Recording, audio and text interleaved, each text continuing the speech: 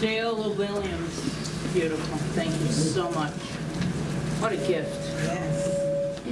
Okay, so as you know, we have Dale here with us this day, and he's going to give one of his deeply inspiring and articulate and whatever else with the props and all that stuff talk with us today. And he will be doing the workshop afterward, which is going to be just magnificent. I know it is. It's always so wonderful to welcome our brother Dale to our Joyful Gathering. We just love when he comes. I just love it. And beside giving the talk, the name of it, I think this is the name of the talk, or it's the workshop, A Soul Journey Back to the Beginning of the Primal Vibrations of Life Itself. Now you must stay for that. That's going to be really cool. He also just published his book, so he will be doing that. So this phenomenal book, he will be signing, a book signing afterwards. So we have with us this fabulous celebrity, wise man, Dale Allen Hoffman.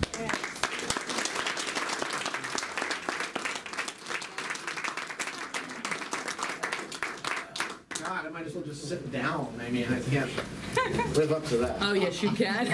I'm not using a mic. I'm very loud anyway, so without sounding kind of weird, everybody's used to how weird I am. I'm not really here right now in this room with you. I'm not really fully in the dream that you're in, camera. Don't worry about it. It's fine. Before I do anything or say anything further, anybody who's ever heard me before,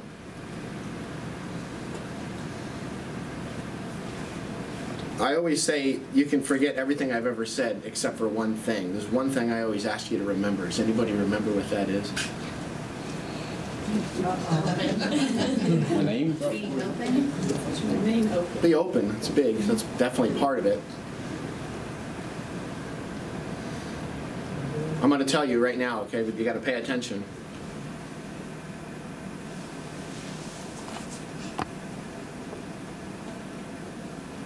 Being open is the result of it. Everybody's like, if you're trying to understand it here, you're not going to get it. If you're breathing right now, you already have it. If you're aware that you're breathing.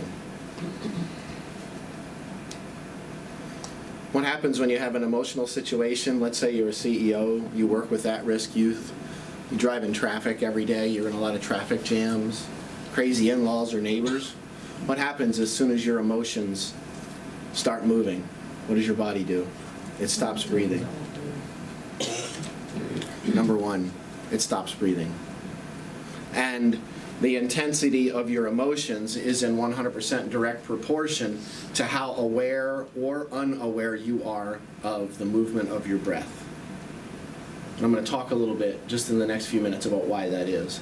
Before we do that, we're going to actually tone a sound, because I love to begin with toning. Toning and breathing is the same thing. In truth, the word for sound and the word for breath is the same word in ancient Aramaic.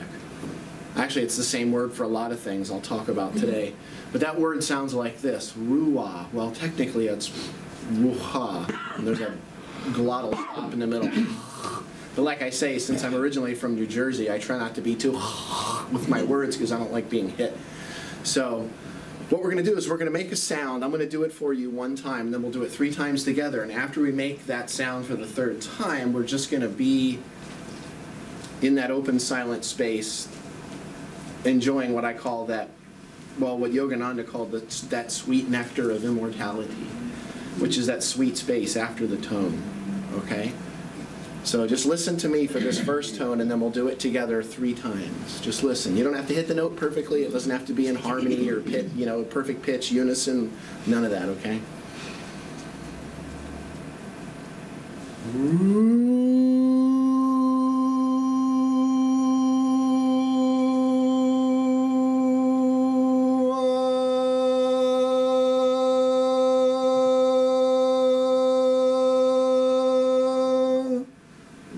is the sound. Let's make that 3 times.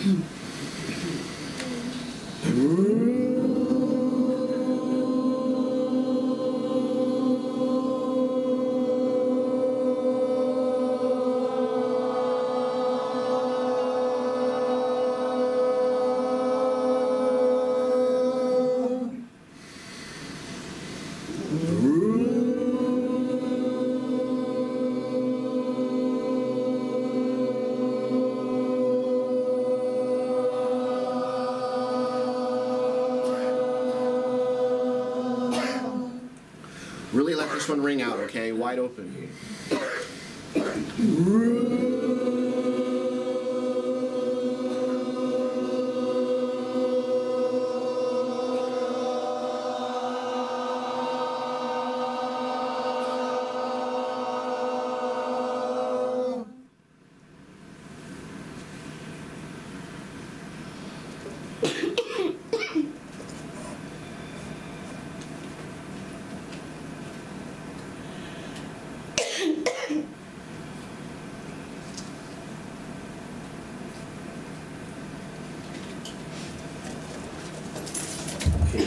Come back into the room if you're not here on some level.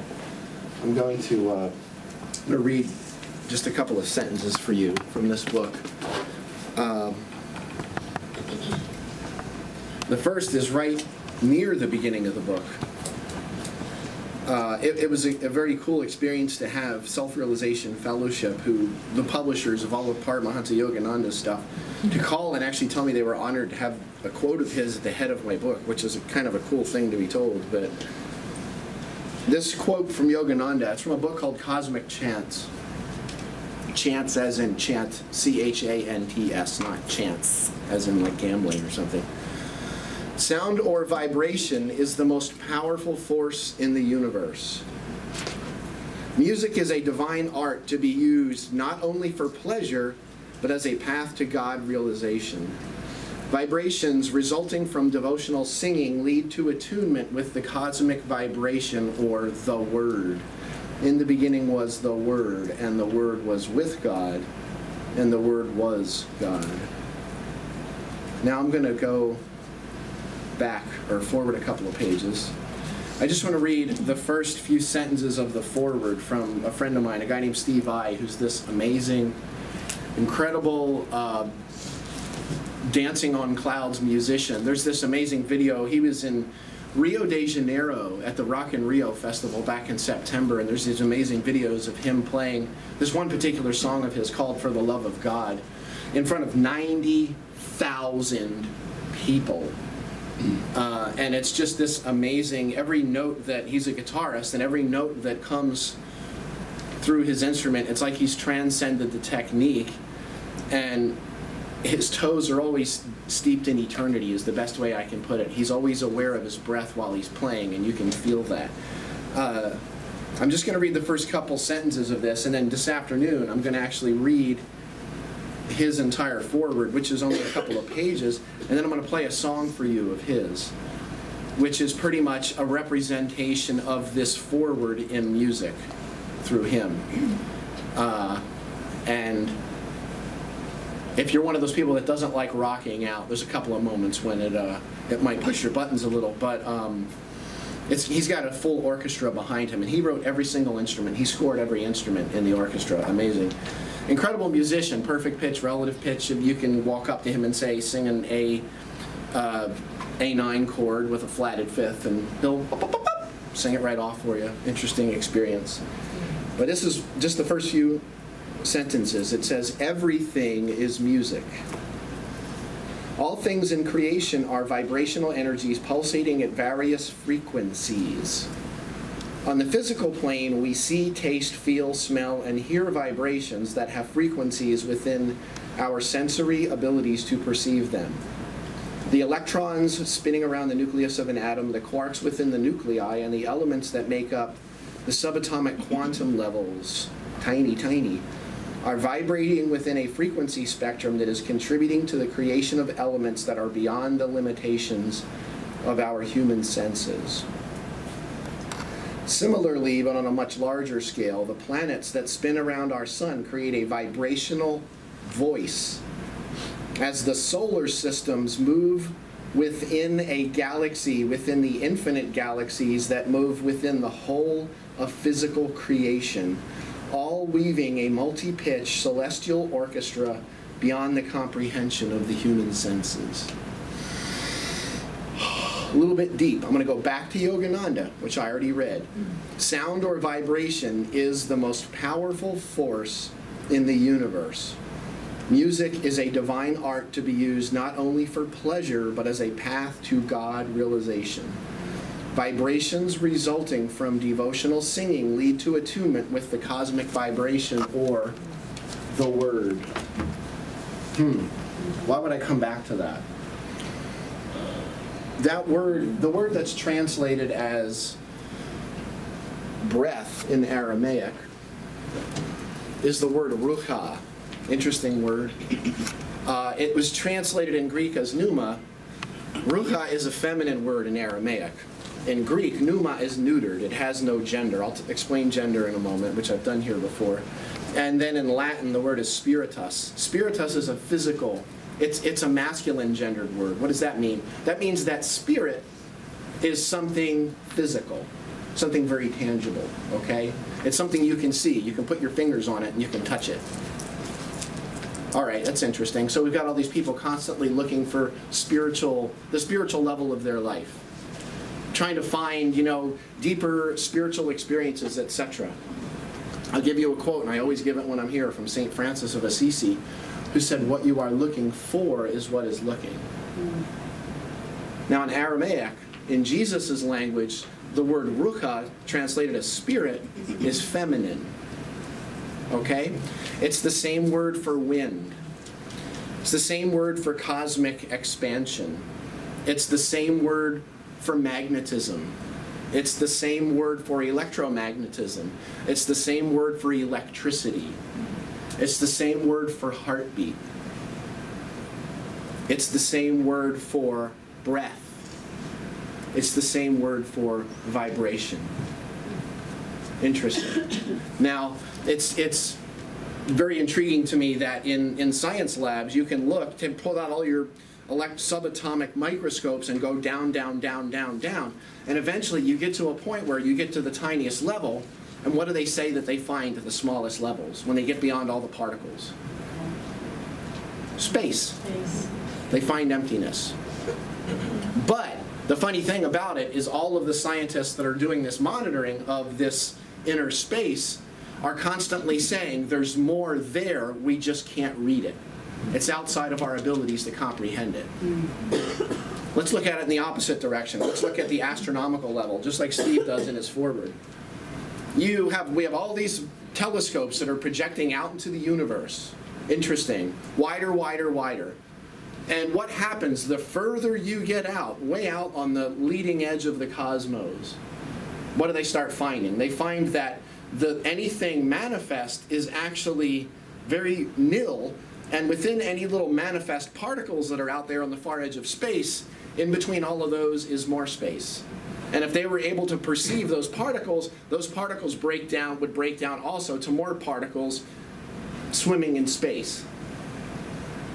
But what astronomers say is, it's not that it's really space, it's that we can't comprehend what is there. It's outside of our senses. Now, intriguingly, Yeshua, Jesus, had this great thing that he said. He said, "I come to crucify the what?" And I'm not getting religious here. Come to crucify the world. Anybody remember that one? That word world in Greek is cosmos. It's the illusion of the separation. It's the illusion of the dream that you believe in. I'm going to give you a couple of things right now. Number one, your thoughts do not create your life. You've been sold a bill of goods so that you would buy lots of books. Your thoughts create your dream. You do not become what you think about. Your dream becomes what you think about, because you are not the dream. You are not the movie projecting on the screen that you call your life. You are the light itself. You are the light of eternity. And what you call your life is nothing but a dream. It's a movie screen. Interesting. That's not your life. That's you being asleep. Now, I know of no more profound and or instantaneous way to become empty and or open, as a few people put out, other than being aware of my breath. Just stop for a few moments here and just close your eyes. You're not putting your breath in any pattern or rhythm, just be aware of it.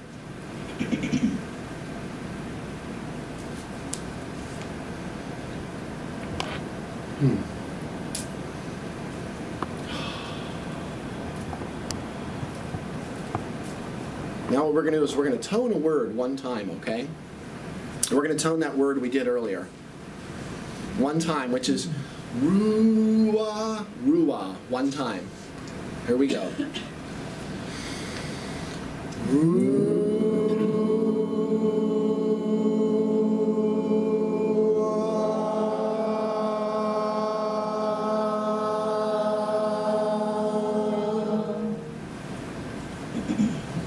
Now we're going to tone that word ruah one more time, but we're not going to do it by making a sound.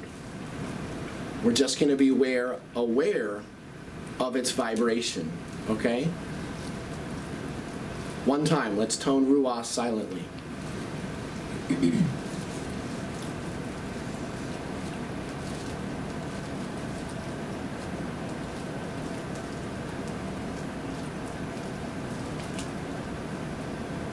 can open your eyes. What felt different about the tone that you did? Was there anything that felt different about the tone that you actually made physically versus the one that you brought your awareness to? Felt pretty much the same, didn't it? You know what's intriguing? If you just look at it on a level of vibration, something like a vibrates kind of like that. But what happens if you start going a little deeper? You get like into Darth Vader territory. I can't go any much lower than that. You start going slower, and the vibration starts going like this. The wobble becomes much wider, still vibration, but all of a sudden you're moving into this wider space, into more of a stillness that is called breath. It's the same thing. You speaking, you singing, you listening to music is you breathing. Because there is only one breath of life. There's only one breath. The breath that breathes me breathes you, because there is no me and there is no you. Interesting that, I say in my book that the word angelos in Greek, you see this here, the word angelos in Greek is where the word angle comes from. It's also where the word angel comes from. We literally are the angles of the eternal projecting in to this film projector in our mind that we call the cosmos, that we call physical reality, and refracting in all of these different directions. But how many lights are there? There's just one light. And within that light, there are these frequencies. They're vibrations. We call them emotions. Do you know what emotion is? It comes from the Latin word motus anima, which means energy in motion. That's what emotion means. And the intensity of your emotions is in direct proportion to the denial of your breath.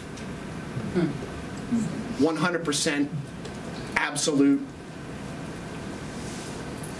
bulletproof. Well, that's probably not the best word, but 100%. Why?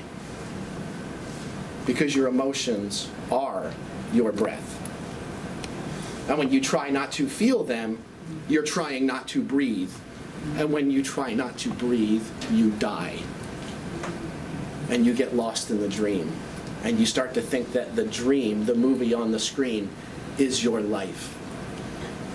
And then things start falling apart because you're believing in something that's actually not real. Interesting, Yeshua said, I come to crucify the cosmos. I come to crucify the dream. I didn't come to kill you all. Odd. Or hang myself on a stick, or whatever other things. So here we're coming up on December 21st, which is that beautiful day when we talk about the cosmic expansion. There's a chapter in my book called Surfing the Fractal Edge of the Cosmos. Interesting. I'm not even going to go into that too much time. But what I want to say is on December 21st every year, this beautiful thing happens on the cosmic level. We're so into the quantum. We're into the cosmic. Everybody's looking at Mars and all this stuff, cool stuff happening right now. But December 21st every year, a breath happens. There's a breath. These breathing patterns. We call these breathing patterns solar systems. We call them galaxies. We call them planetary pathways. There's all these different words that we have for the traveling of the breath of the one.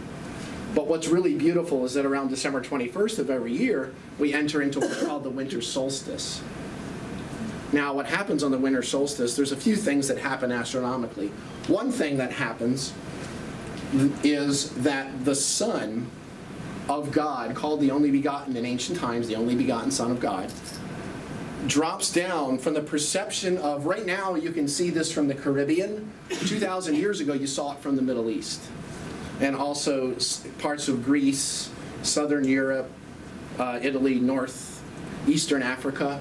The sun moves down and drops from the perception of Earth right into the center of what's called the crux, or the Southern Cross, that looks like this on the sky, in the sky. It's a constellation of 4 stars that is basically a cross looking like this. Now the sun sits on that cross, dead on that cross, for 3 days. Crucified on the cross, dead for 3 days.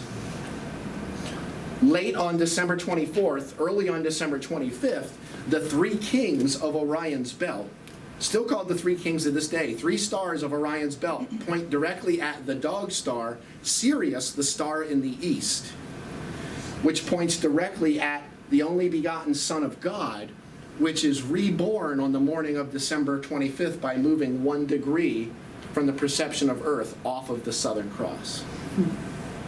Intriguingly, in all Latin languages, all the Romance languages, the word birth means to bring into the light. Interesting. Rebirth. It sure sounds like somebody's birth and death story to me.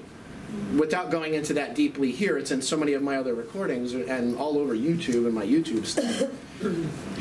If you look at the Jesus story in Christmas, you're looking at the Horus story. But it's not really the Horus story either from ancient Egypt, 3500 BC. It's actually a galactic story. And it was them watching the planets. And it's a funny thing when I hear someone say, oh, I don't believe in astrology because I read the Bible. It's like, have you ever read the Bible then? Have you ever read the words of Jesus and you don't believe in astrology? Funny thing, because astrology was not a belief system kind of like it's become today. It was actually life, because they were doing their best to be within the breath of the one. There's this great thing that Margaret said this morning during the prayer before the service. And she went right over it and like didn't even think about it. And afterward, I'm going, oh my God! And I'm paraphrasing, of course. Being from North Carolina, I paraphrase when I'm in New Jersey. So, sorry, I had to put it out. You didn't put it out there, so I had to put it out there. But, what's that all about? Inside. Inside. She had said this beautiful thing where she said, speaking of what we call God, she said, not in everything, but is everything. If we're told that God is everywhere, God is in everything, God is everywhere present, omniscient, omnipresent, what are we saying? Everything is God. Everything is God. Which means, what about you? You are God. But here's the problem that religion has with that, and especially Christianity and, well, the Abrahamic faiths, really. The issue that they have with that is this. The thought system of God within religion comes from the Latin word religio, which means to reveal the ligaments, or how everything is threaded together. It sounds like modern religion, right? No? Can you hear the bells shaking in my head? Every time a bell rings, an angel gets his wings. So, intriguingly, The problem that religion has with saying that everything is God is because religion has an idea that exists in the mind about what God is. There's no idea about God that is God. All it is a movie projecting on the screen. It's in your dream. You can't know God. Because if you know God, how many does there have to be? 2. Interesting. If you know God, there's the knower plus the known. God's not 2. The Lord our God, the Lord is 1. Straight out of Judaism and Christianity. Meaning undivided. Holy. The word holy comes from the Greek word holos, which means whole. Interesting. And how do you connect with the one, the whole? You know what? You're out there looking for stuff, financial success, stuff, gizmos, and that's all fine. But you're being given something that is always being given constantly in every microsecond, in every moment. In the words of Meister Eckhart, God is always begetting the only begotten in every moment, every moment, every moment, every moment. And you're constantly being given something. What are you constantly being given? Life, the breath of life. Who is really into the practice of being aware of their breath? It's amazing. Anybody ever seen Eckhart Tolle live?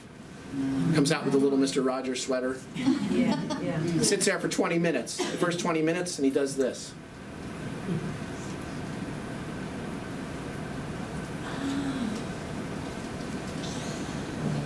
You know what he's doing? He's breathing.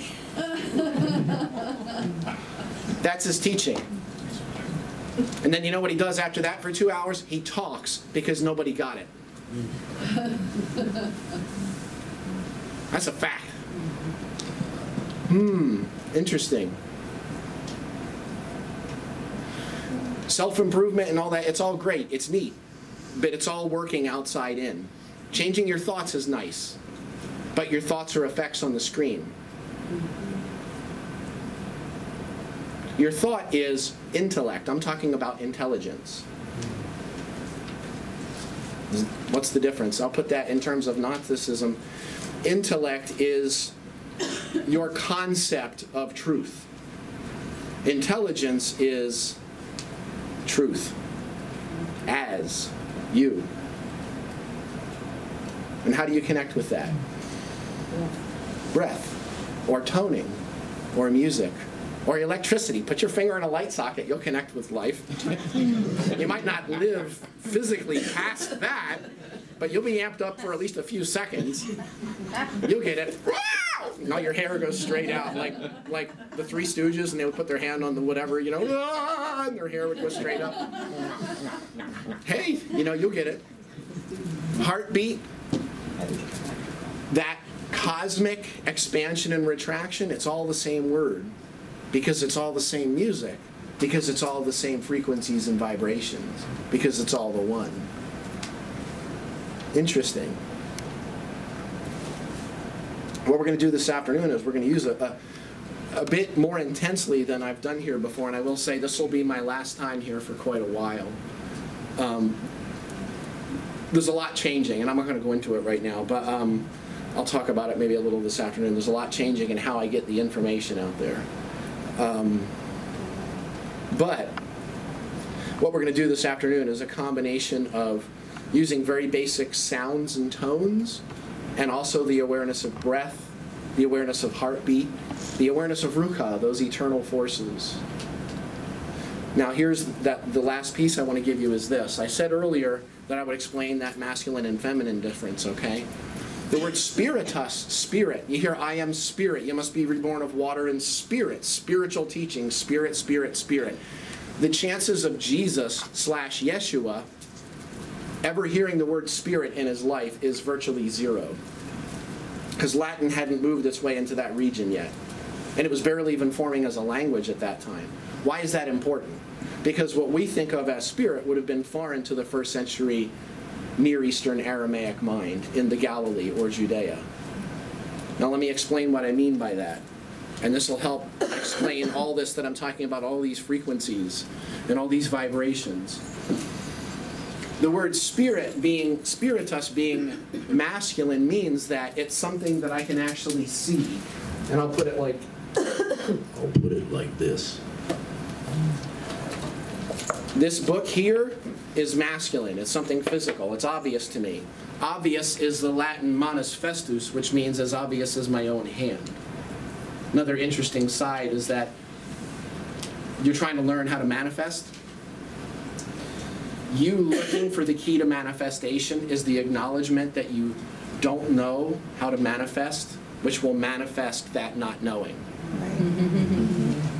Because the word manus festus in Latin means obvious. You do not get what you want. You get what is obvious to you only. Regardless of what you want. You only get what's obvious to you. And you can spend years in notebooks and making treasure mapping is a powerful thing, I must say. But if you're not breathing in the process, you're not doing anything. It's about allowing those things in you that say you are not able to have that. That's what you need to do. Not trying harder to get it. Because trying harder to get it is the acknowledgement that you don't have it. If you pray for someone's healing, you're acknowledging their dis-ease. Stop it. That's why you got to come here. Very few places other than Centers for Spiritual Living where they pray from wholeness. They acknowledge that, the obvious. Now, this book is physical, okay? If spiritus is physical, then I can show it to you. Can I show you spirit? Well, yeah, you can show me your body. Oh, well, wait, let's not put it that way exactly. That doesn't exactly sound right on a Sunday morning. But you can show me, like, here's my hand. Hand is spirit, right? You're cracking up. You know you want to laugh. No. Spirit, you know, here it is right here. But it's a funny thing. Spiritus in Jesus' language, ruha, is feminine. Now, what's this I feel in my lungs? What's that? What I feel in my lungs is actually air. Now, this is something I want you to get. I'm ending where I started, which is this. If there's one thing I'd like you to remember, it's be aware of your breath. Why? And it's because of this. What I feel in my moving through my lungs, that's not breath. Okay? That's just air. Because breath is not a thing. Breath is an awareness of a frequency. Whether it be a heartbeat, electricity, magnetism, electromagnetism, song, music, toning, breath, cosmic expansion, it's all frequencies. And being feminine, it's not talking about the thing that you perceive having the frequency, but rather the experience of it. Meaning this, my perception of this book is feminine, the actual book itself is masculine. My perception of the book is feminine. I can't show you my perception of this book. I can't show you my feminine. I can only show you the masculine. Everybody in here has a masculine body. Male or female, doesn't matter. Interesting. But the masculine and the feminine are not separate. It's when you bring breath, your awareness of breath into the body, that you solidify your realization that you are the one. Or try a tone. Just make a simple ah sound one time. Ah.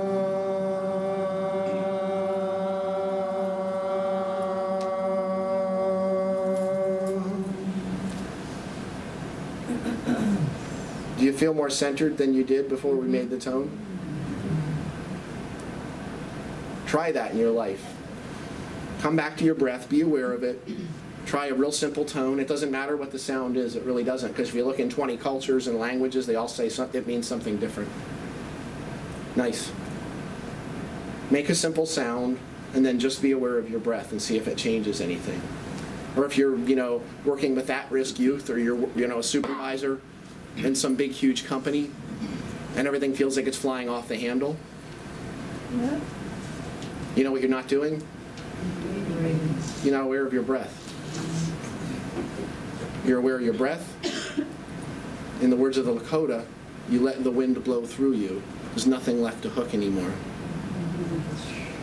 Because you're not lost in the dream. You're the light. The light manifests as vibration. Nice. I encourage you to get the book, not because I'm trying to sell it. Well, I mean, that's part of it, but I didn't write this. I paid a guy about it. No. It came through, and it came through on a level of vibration, and I'd sit down to write one thing, and something else would come out. The title came to me in a dream. The layout came in a dream. The subtitle came in a dream. It's just kind of the way things have been working lately. The dream speaks, but rather than trying to figure out the physicality of it, if we could just be aware of our breath, you'll start realizing what all these ancient tales really mean. And that it's not the music that's the magic, it's how you feel about it. And the more aware you are of your breath within it, the more open and deep and profound your experience is. So just remember that. Forget anything I just said now for the last 25 minutes. What did he say? I don't know. He said breathe. Okay, well, I already do that. Okay, then. But are you aware? Are you breathing or are you being breathed? So we'll be meeting back here in a little while, in about 45 minutes-ish. But